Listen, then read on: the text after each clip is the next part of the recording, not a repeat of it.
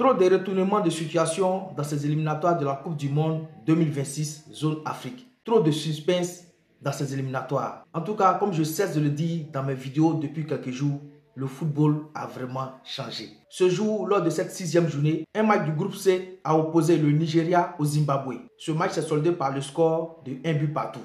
Et comment? Le Nigeria, qui menait depuis la 74e minute, c'est-à-dire le Nigeria a inscrit son but à la 74e minute par Osimhen. Et à la 90e minute, c'est-à-dire 16 minutes plus tard, le Zimbabwe égalise. 16 minutes plus tard, où le Nigeria pensait qu'ils avaient déjà emporté le match, ils allaient cocher les 3 points. Le Zimbabwe a égalisé. Et quand le Zimbabwe a égalisé, regardez le coach Eric Chelle, le nouveau coach du Nigeria. Regardez coach Eric Chelle, déboussolé. C'est-à-dire, il ne s'attendait pas à ça. Il a mis les genoux par terre parce qu'il ne croyait pas, encore une fois de plus. Et avec ce match nul, le Nigeria, si on peut le dire aussi, vient de se mettre en difficulté dans ce groupe C. Parce que c'était un match que le Nigeria devait emporter. Le Nigeria jouait à domicile. C'est pour ça que je vous dis dans mes vidéos à chaque fois.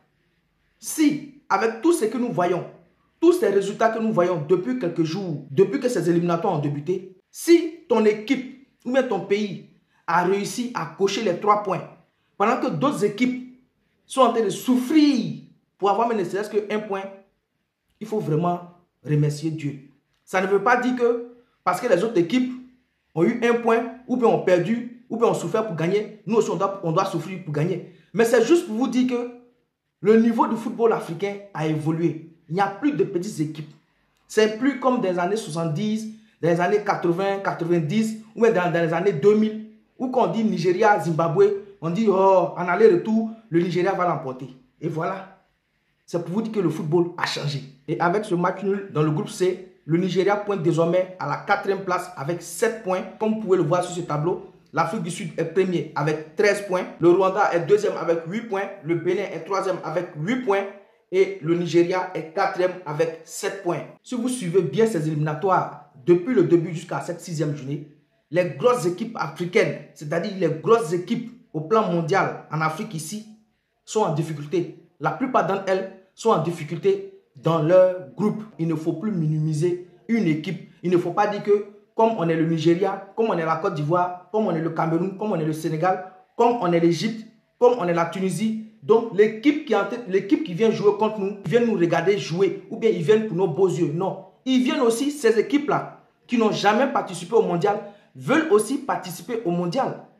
Donc quand ils viennent jouer chez vous, même si vous jouez à domicile, ces équipes-là vont sortir le grand jeu. Ils vont vouloir vous montrer qu'eux aussi, ils veulent participer à ce mondial auquel vous avez déjà goûté. C'est pour ça que j'ai dit, il ne faut plus minimiser une équipe. Il ne faut plus dire non, parce qu'on devait gagner par 20-0, 30-0. Voici le grand Nigeria qui s'est mis en difficulté ce jour chez lui sur le score de 1 but partout.